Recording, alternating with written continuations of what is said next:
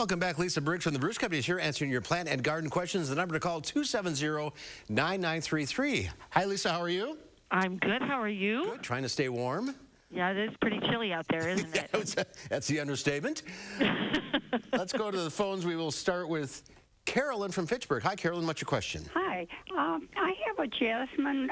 It's called Sambac bush, S-A-M-B-A-C-K-C bush. I've had it for 3 years. It's in a big pot in the house.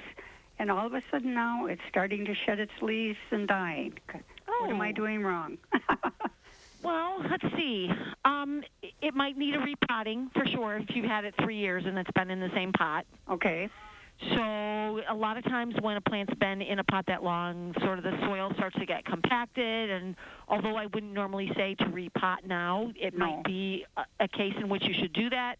So you want to get a pot that's 2 inches wider in diameter than the pot you have now, and maybe an inch deeper, and some good potting soil. When you take the plant out of the pot, kind of loosen the roots a little bit, and then repot it in a larger pot. Okay. Should I trim this back down now? It's never been trimmed down, to You start can certainly fresh. do that, especially if you've got some a bunch of leaves that are falling off and the ends are getting kind of crispy. You could certainly go ahead and take off maybe 20 or 25%. Okay. All right. Thanks for the call. Thank you. You're welcome. Let's go to Bill in Janesville. Hi, Bill. What's your question? Hello, how are you, Lisa? I'm good. Thank you so much for answering my call.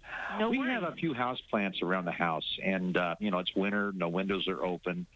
We've got these little bothersome gnats. You have fungus gnats. Fungus gnats. Fungus gnats. So they're a little pesky creature that's feeding on decaying organic matter in your pots, not really hurting your plants. So there are a couple things you can do. You can use a sticky trap and catch them. So it's a yellow sheet of plastic with some sticky pheromone stuff on there, and it attracts them, and then you collect them and throw them away. Or there's a really cool product. It's a biologic called mosquito bits by Summit. We sell it here in the garden center.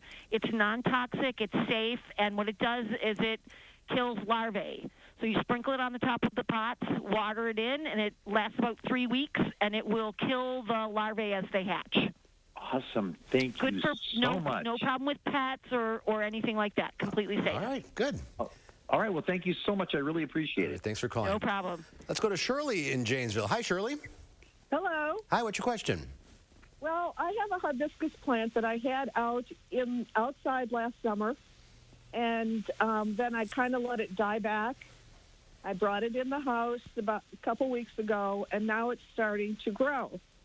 And I'm wondering, the difference between having it indoors and keeping it indoors versus being outside. Well, hibiscus, especially if you've got a tropical one, they really like to be outside in the summer. They require really high light to keep them nice and bushy and also to develop the flower buds.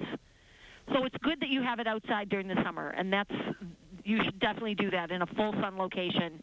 When you bring it inside, because they're not hardy here, you'll want to bring it inside, I would say usually when the night temperatures are getting consistently below 50, so usually end of September, early October.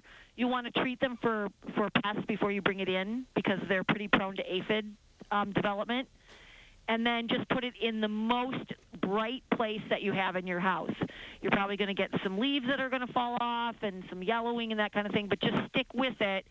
Once you put it back outside, they perk right up right away. So I think that as a house plant year-round, it's not the best candidate. It really benefits from being outside in the summer and then, of course, indoors during the cold months. Okay.